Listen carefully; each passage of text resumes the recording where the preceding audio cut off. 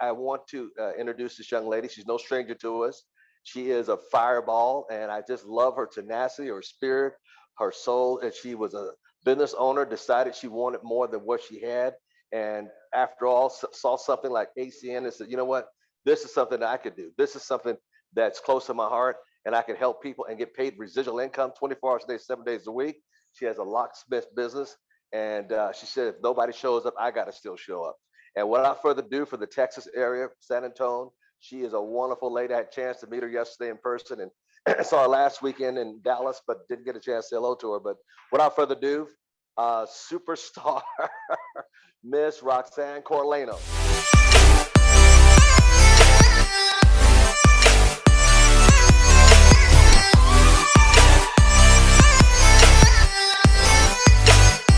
Good morning, Mr. Thomas, and good morning, everybody. So real quickly, I want to point out there is also a fireplace right behind me. And what's so funny about that is on the other side, it's a double-sided fireplace. That's where Mr. L. Thomas is sitting right now.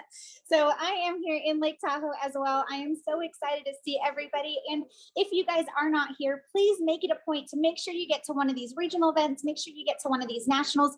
I want to start off by saying that the amount of excitement and emotions that are in the room, and we haven't even started training yet. We haven't even met everybody yet. We haven't even been in the room, just checking into our hotel. So the moment I arrived, we are pulling up. I'm with Mr. Justin Nepomuceno, RD Justin Nepomuceno, and one of his executive team leaders, Kevin. And we pull up, and off to my left, I see Mr. L. Thomas and a handful of people. And I'm excited, but I'm exhausted. This is a long trip, y'all, from San Antonio. And I flew into LA and then made it up here to Tahoe. But the first thing I saw was them. So I'm standing there, I'm waiting, everybody's chit-chatting, and I'm being patient, but I was like, you know what? I'm really tired. I got to check in. I want to go say hi. And I will have to say the best part of being in person and seeing everybody are the hugs. Now that we're getting after COVID. So I will say, Mr. Thomas, not only are you a phenomenal leader, but now I know from an experience that you are such a great hug giver. And what's so great about that is that we're all giving hugs. Everyone's excited. We're saying hi. And as I go to walk in, we have people that are out towards the valet, people that are helping people get into Ubers, and they turn around and they put out their hands. They're like, where's my hug? So that's one of the topics I want to talk to you guys about today, is about just the nature of human nature of people. The reason why they saw everything going on and all the excitement, there is something about being left out. That feeling about being left out. They don't know who we are. They didn't know what was going on. They just saw a bunch of hugs going on. And they're like, I want in on this. I don't know you guys, but I want hugs. So I went over, I gave them each a hug, and it was fantastic.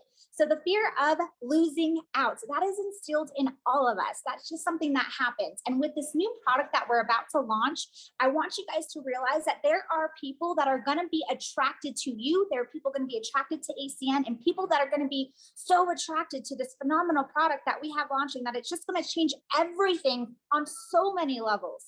And you want to focus on the attraction instead of chasing.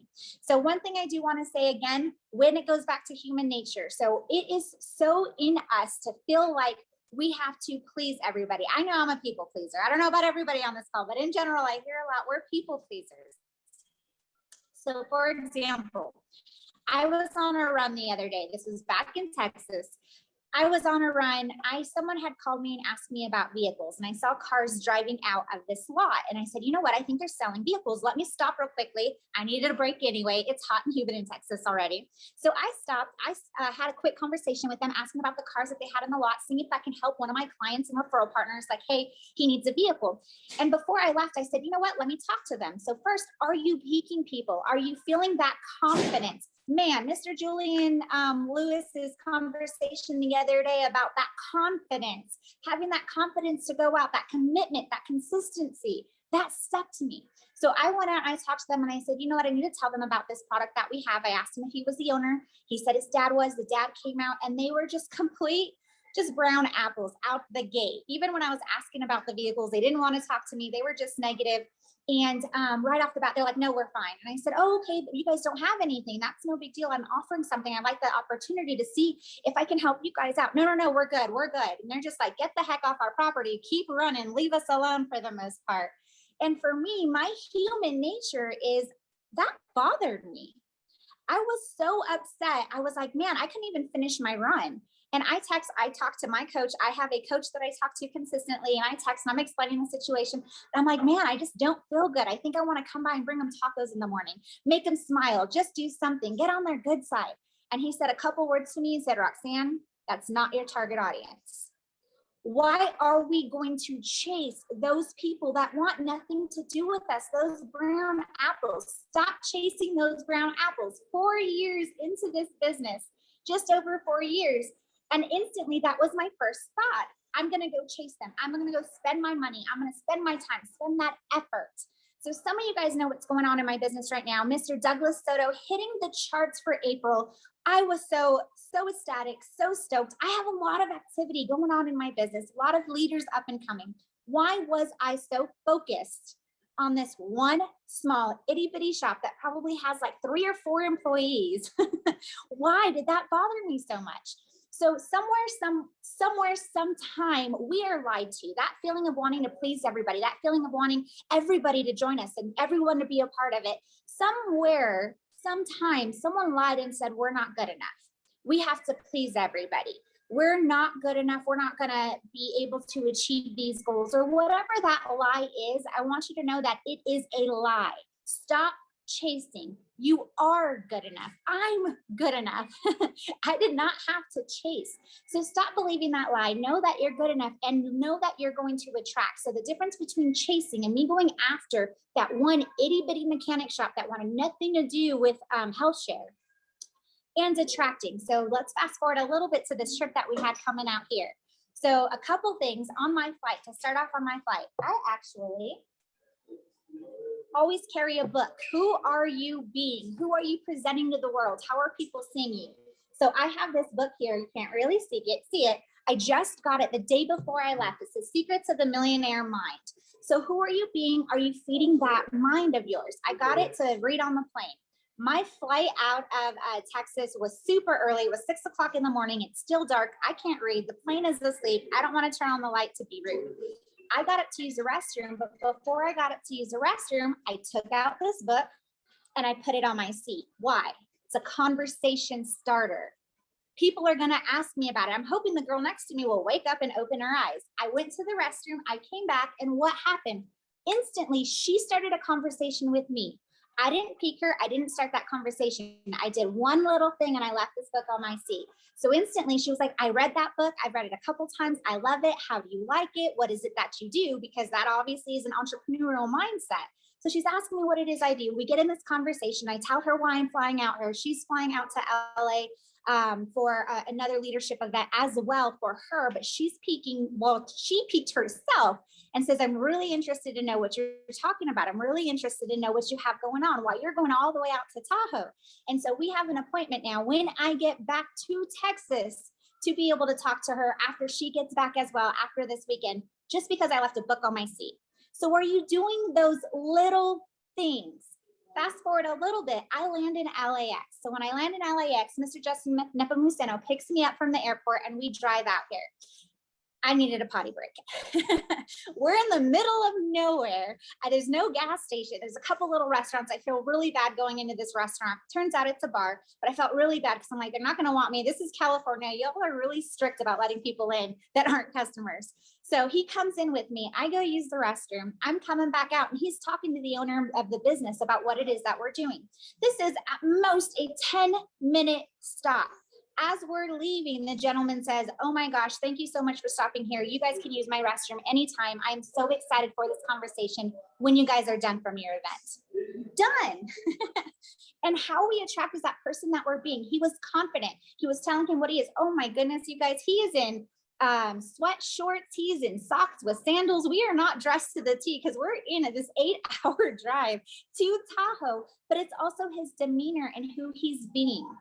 So going back to attracting and not chasing, I want to give this example that I heard and I love it. I love this example because it's so prevalent, but once you hear it, you're like, well, yeah, duh. But when we apply it in our real lives, we really don't follow it.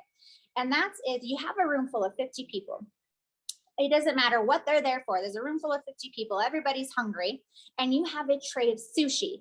Now, sushi is hit or miss with people. Some people like it, some people don't. Some people have never had it and hate it. I don't know how that happens, but it happens, like ACN. Some people have never tried it, but hate it. It happens. It's okay. So you bring in a tray of sushi and you lay it on the table. I have free sushi for everybody. It's free. Y'all are hungry. I know you're hungry.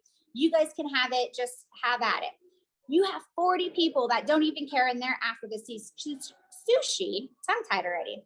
They're getting at it. Now you have 10 people that are like, man, I am starving. I don't like sushi. When is more food going to come out? Do you have anything else to offer? And you go, no, but I have this. Look at it. It's just rice. It's just rice, some cucumbers, some avocado. It's really good. They're like, no, I don't like sushi. Well, have you tried it? No. Well, it's okay. Just try it. Just try a little piece. Take a bite. No big deal. So you have 40 people around the sushi, and you're trying to convince one person why it is so good. And I love sushi, by the way. But you're trying to convince that one person why it's so good. Why? And I say that because I do this consistently, and I have to ask myself, and it's because they aren't your target audience. You need to identify who your target audience is. How do you do that? You do that by identifying who you are. What type of person are you? Me, everyone knows I'm energetic. I have that energy. I'm out there. I'm always going. I attract people on that same level. Sometimes those people that like to stay in the corner, that don't like to talk to a lot of people, I come up board. I'm just too much for them. And I know that. So does that mean I stay away from them completely and I don't pique them and I don't talk to them? Absolutely not. What that means is I get someone else on their level, someone else that can attract that type of person, because you have to recognize who you are and who you're being. You have to recognize who you can attract and who you can lead. So now with Mr. Soto, this amazing stuff that we have going on with Mr. Soto. He has trained so many people. He has run national calls. He has done so much in his 4 years here in ACN. He's done amazing stuff. But he has not developed himself, meaning his team, his positioning. So if you ask me, I'm going to tell you Mr. Soto is an SVP. The name just hasn't caught up with him yet. The title just hasn't caught up with him yet. And that's okay. So a few months ago, he had this turning point, and he's always telling me, I get those frustrated phone calls, the same call I made the other day to my coach. I got that frustrated phone call. Roxann, this person, he's awesome. He's a soccer player. He's just a great person. I've been talking to him for a year. He just can't see it. He doesn't get it. He won't get it. And I asked him, well, then why are you still talking to him? Why are you getting so upset? There's so many people out there that want the sushi. There's so many people out there that want your sushi, you guys. Let's go talk to them. So something snapped. It wasn't just me. It was Mr. Dean Tralli. It was Larry Raskin. You had so many people pouring into Mr. Soto and telling him, you are great. Stop going after those people that don't want it and start going after those people that you are attracted. He's all over Facebook and does attract a lot of attention. Now here's Mr. Justin Nepomuceno came aboard. He missed the whole part I was talking about him. But so that was that shift. That last time I talked about that mental shift in him. And he said, you know what? I am not going to care what people say, what people think. If they even say yes or they even say no, I don't care. I'm just going to go out there and look for those people that want it. And what happened that first time he made that mental shift, he hit the production charts at top 10. Top 10, not barely making it a number 50, top 10. So when I say, you guys, that you're thinking too small, his goal was, I want to get on the charts. And I said, all right, my goal is to make you number 1. We need to get somewhere on the same page, because I don't want you number 50. I want you number 1. So have that mindset of, you guys, that you are thinking way too small. Think bigger. And if you're already thinking you're number 1, let's go out there and get it. And that's one thing that we had to tell. He had that another mental shift again, is always telling me, Roxann, I'm building something. You don't understand. Oh my goodness, Estamos Unidos is amazing. And he has built something phenomenal with a lot of people that are plugged into this. But he had to get in his mind. He always told me, Roxann, my time is coming. It's coming. It'll be there. I promise. Just stick with me. And I'm like, Douglas, I'm with you every step of the way. I'm not leaving. I'm not going anywhere. He's like, it's coming. And one thing I said last time, and I want everybody to tell me, your time is not coming. Your time is now. Yes. And so that finally clicked. Your time is not coming. Your time is now. And he said that And it was all over from there. Now he told me, Roxann, I never ever want to be lower than number 10 on those charts again. And I said, the only time you're not going to be on those RC charts is when you're on those regional director charts. So that will come. So one thing I do want to focus on, and just to tack it all up, I don't know, because you said on time, Mr. Thomas, if you were cutting this short today, and I know we still have some trainings to get to, but stop chasing, you guys. When that happens, text someone, let your frustration out. If someone calls you and tells you that they're frustrated because someone's not listening, they would be great to the business, just let them know that is not their target audience. Let them know to talk to someone else. That is okay. Attract and stop chasing. Mr. Thomas, I'm gonna go ahead and hand the call back to you, sir.